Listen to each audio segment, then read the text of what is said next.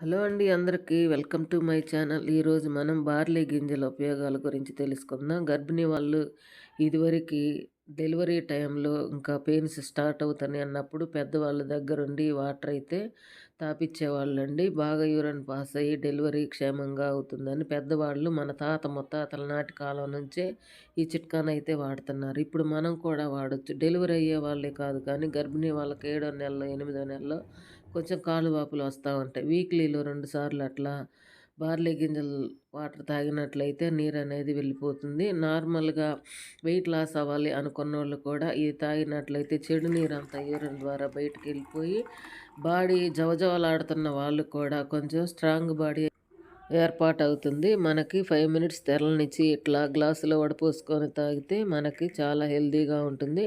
Water అలా ready అయ్యాయి. ఈ వీడియో మీకు ఉపయోగపడుతుంది అనుకుంటున్నాను. Please like, share, subscribe.